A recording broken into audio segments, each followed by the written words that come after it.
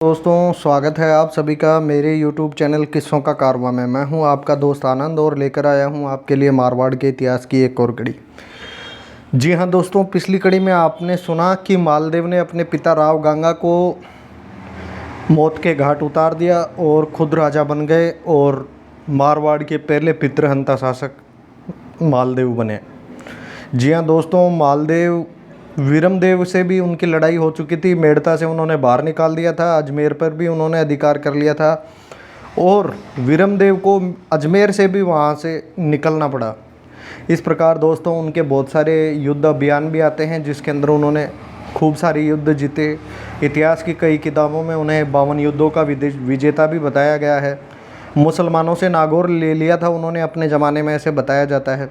नागौर के खान पर चढ़ाई की और उसको अपने अधिकार में कर लिया और नागौर के किले का संचालन कुंपा के हाथ में दे दिया। जोधपुर की तरफ से वीरम मांगलियो होती है, वीरम अलग है, वहाँ का हाकिम नियत किया गया। उसके बाद दोस्तों विक्रम 1594 में उन्होंने सिवाना के किले को अपने अधिकार में कर लिया। सिवाना के स्वामी राठौड़ डूंगर सिंह जैतमालोद को निकालकर वहां जोधपुर राज्य का शासन करवा दिया। जोधपुर की तरफ से मांगलिया देवा को वहां का किलेदार नियुक्त कर दिया। इसी अभियान की श्रृंखला के अंदर दोस्तों मालदेव बहुत ही राज्याभिलाषी आदमी थे। जालौर के सिकंदर खां को भी उन्होंने कैद कर लिया। समय की बात है, बालेचो द्वारा निकाले हुए जालौर के स्वामी सिकंदर खां ने मालदेव के पास जाकर उससे सहायता मांगी। मालदेव ने उसका आदर सत्कार तो खूब किया और साथ ही दुनाड़ा गांव की जागीर उनके नाम कर दी, पर उनका मन सिकंदर खां के ऊपर बिल्कुल साफ नहीं था, जिससे उसने उसे मारने का षड्यंत्र किया। इसका पता सिकंदर खां और उसके साथियों को ठीक समय पर लग जाने से वे वहां से भाग निकले। उनको ऐसा अंदेशा हो गया था कि मालदेव अपने को मारना जरूर चाहता है। राठौड़ों ने उनका पीछा कर दुनाड़ा में सिकंदर खां को कैद कर लिया, पर दूसरे पठान वहाँ से निकलकर चित्तौड़ के महाराणा के आश्रय में चले गए और इसी कैद के दौरान ही सिकंदर खां की मृत्यु हो गई। दोस्तों इसी के दौरान एक प्रसंग और आता है कि महाराणा उदय सिंह और सोनग्रा राठौड़ों आदि की सहायता भी मालदेव ने दिल खोल कर की। इतिहास प्रसिद्ध महाराणा संग्राम सिंह के बाद रतन सिंह सेकंड और उनके विक्रमादित्य चित्तौड़ राज्य का स्वामी हुआ, जिससे मारकर महाराणा रायमल के सुप्रसिद्ध कुंवर पृथ्वीराज का अनौरस पुत्र वनवीर चित्तौड़ के सिंहासन पर बैठ गया। ये किस्सा किसी से छिपा नहीं है दोस्तों। पन्नाधाय इसके अंदर हीरो के रूप में उभर कर आती है। उसने राज्य के दूसरे हकदार बालक उदय सिंह को मारने का प्रयत्न किया, परंतु स्वामी भक्त पन्नाधाय उसके अपने पुत्र की आहुति देकर उदय सिंह को सुरक्षित स्थान कुंभल में अर्थात कुंभलगढ़ लेकर के चली गई। सरदार वनवीर ये सब करते से प्रसन्न तो था ही, जब उन्हें उदय सिंह के जीवित होने का पता लगा तो वे स्पष्ट रूप से वनवीर के विरोधी बन गए। उदय सिंह को सिंहासन रूढ़ कराने के प्रयत्न करने लगे। कुंभलगढ़ में जाकर उन्होंने उदय सिंह को मेवाड़ का स्वामी माना और उनको राजगद्दी पर बिठाकर नजराना किया।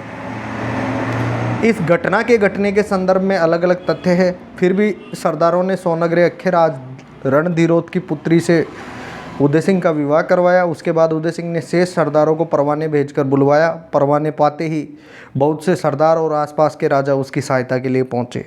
उधर मारवाड़ की तरफ से उसका ससुर अख्यराज सोनग्रा, कोंपा, मेहराजोध आदि राठौड़ सरदारों को भी अपने साथ ले गया। इस प्रकार एक बड़ी सेना के साथ उदय सिंह ने मावली नामक स्थान पर वनवीर को परास्त कर चित्तौड़ की चढ़ाई की, जहां थोड़ी सी लड़ाई के बाद उसका अधिकार चित्तौड़ पर भी हो गया और उदय सिंह अपने पैतृक राज्य का स्वामी इस प्रकार बना। तो इसमें कोई विसंगति नहीं है कि मालदेव ने किसी की सहायता नहीं की, मालदेव ने अपने समकक्ष राजाओं की सहायता भी की। इस संबंध में जोधपुर राज्य की ख्यात में एक और वर्णन मिलता है। लिखा गया है विक्रमी 1590 में राव मालदेव ने राठौड़, जेता, कोंपा आदि सरदारों को मेवाड़ के उदय सिंह की सहायता के लिए भेजा, जिन्होंने वनवीर को निकालकर उदय सिंह को सिंहासन पर बिठाया। इसके बदले में महाराणा ने वसंत राय नामक हाथी और 4 लाख फिरोजे पेशकशी में मालदेव के पास भेजे और इस प्रकार वनवीर ने कुंभलगढ़ जब घेरा तो उदय सिंह ने अपने दोस्तों की सहायता से उसको हरा दिया और इस प्रकार उदय सिंह की सहायता भी राव मालदेव ने की। जी हाँ दोस्तों, मालदेव बहुत ही पराक्रमी शासक थे। इसका इस बात से अंदाज़ा लगाया जाता है कि उन्होंने 52 युद्ध लड़े। कहा जाता है कि 52 युद्धों के विजेता थे।